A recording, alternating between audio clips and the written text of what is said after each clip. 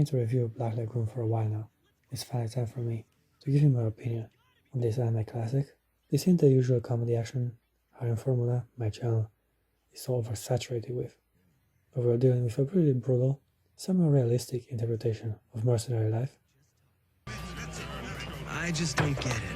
Why is there a gun on every table? Is this the so-called bar at the end of the world you see in westerns?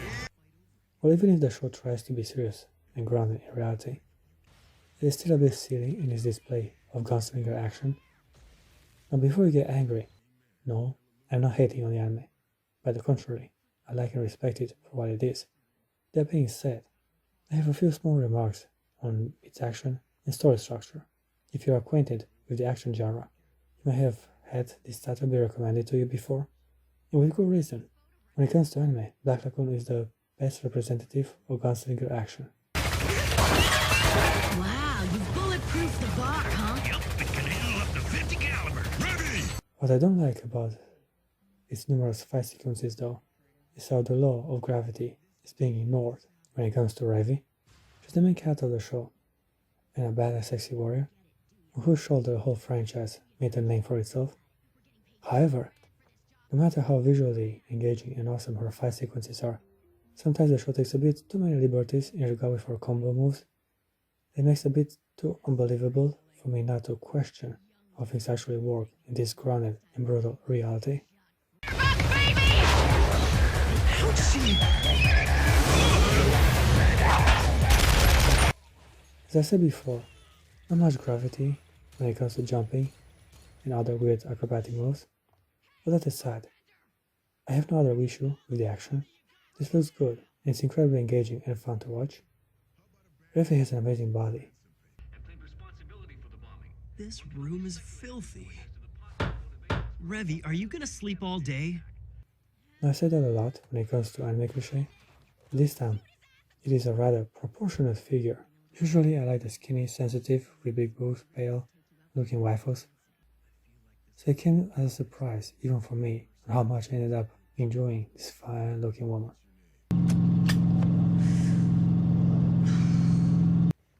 I mean, that's what's the difference.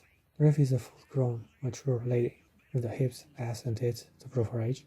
If we're lucky, Aladdin will show up and rub his magic dick for us, and bam! Here, just like that. What in hell? I also like her shoulders to neck tattoo. Love how it makes her look like a total badass.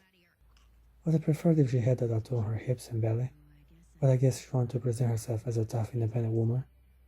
So she went for the classic mercenary shoulder tattoo. I have a tattoo, but I'm a big wuss who's afraid to go outside. A gun? I don't want it! Don't make me hold this! So yeah, Revy is hot and capable of defending me. Damn, I gotta add her to my expanding list of waifus. Pathetic. When it comes to her personality, well, at first she seemed a bit cold, but now that I actually had to do something with my life for a change, I can respect her attitude and the way she so calmly does her job. Rock, bring me the Remington and the Hydra API ammo while you're at it. Sure. Revy is straightforward and very confident in her abilities, which at certain times can make her a bit nasty and even mean to others. You hopped into this parade with your ass hanging out of your pants, and now you're fucked. What? Don't think it's funny? Well, since she kills people for a living, I say that her attitude and language serves her well, as a good counterpart to her ruthless and dominant demeanor. The show introduces the kind main character-ish of the series. He's the standard weak protagonist who has the fish out of water role in this adventure. You're gonna tag along with us, dumbass. You're joking, right? Now shut up and walk. Until he himself becomes a badass. Since I've only watched the first season, I cannot say that much about his development as a character, but as of now, it seems he hasn't killed anyone, or at least he is doing his best to avoid combat. I'm already dead, you said it, remember? And by the way, my name is Rock now. Like I said, he's a good counterpart to Revy, and the show acknowledges that. There's a whole episode dedicated to them trying not to kill each other. Well, Revy is the one who can't stand his naivety and hates his goodwill and code of honor. The sucks. Ah! Why am I stuck playing fucking errand boy with you? They have a nice little argument, which evidences the clash of ideologies and ideas between our two main characters. This little engagement also shows how Rock has finally embraced the harsh world he lives in, and is even ready to stand his ground against an armed opponent.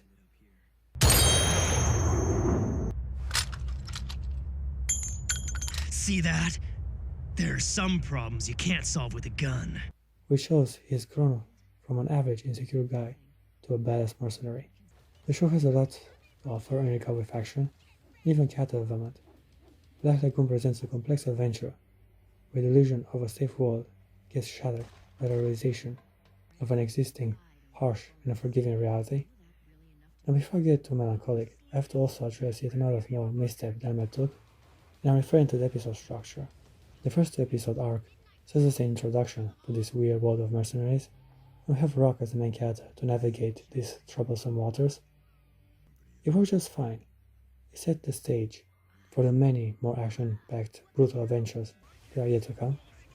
What kinda got my nerves was the mid-season arc with the radical people, so to say. I don't know if I'm allowed to talk that much about them, but the gist of it is that I got really bored when they had to shoot idiots looking for lost treasures. It seemed a bit too eccentric and unnecessary.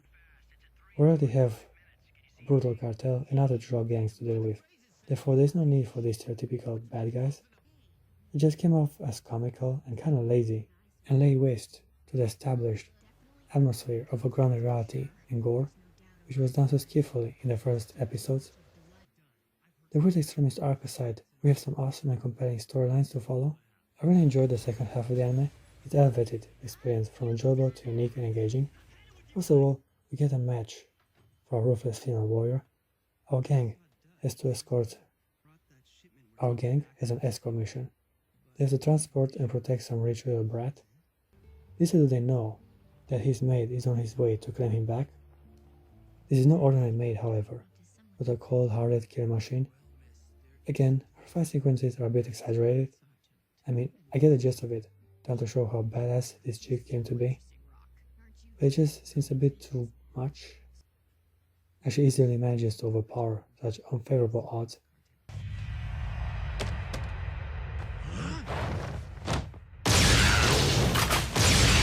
Even when Revy encounters her, it seems a bit cartoonish, like a superhero fight. Well, it was all in good spirit, and it worked well enough. The show introduced an arch-rival, which is welcome considering the numerous flawless victories Revy seemed to get until that very moment. Now we get that Rebecca is strong and all, and her arm turns to steel when arm wrestling a frail little boy. Her arm wouldn't move. It was like steel. But she really is that strong that she can overpower Dutch. I mean, that dude is a walking tank who easily managed to apprehend Revy when she got out of line. Dutch, I get it. You get what? I get your point now, so let me go. Okay. Now considering all that, you tell me this chick is that strong. Well, even if that is true, how is Revy gonna win a hand-to-hand street fight where she couldn't overpower Dutch, who so easily got dragged from his car by Rebecca using only her grip?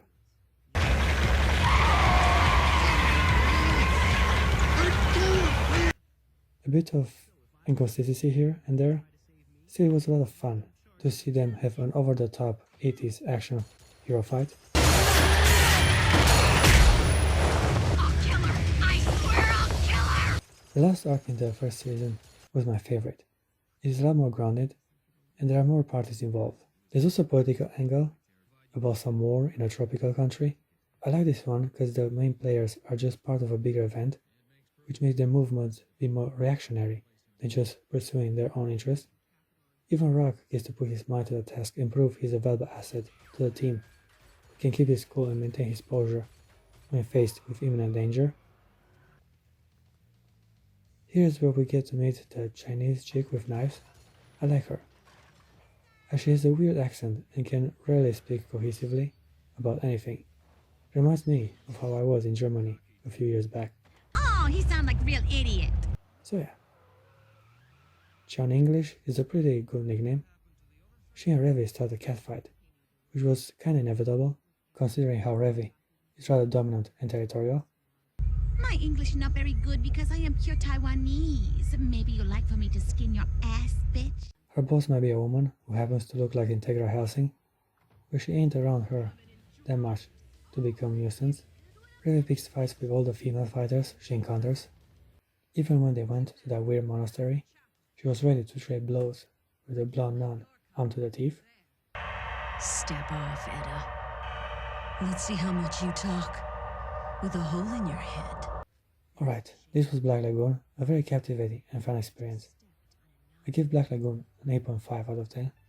If you're looking for female gunslingers, you can't get better than here.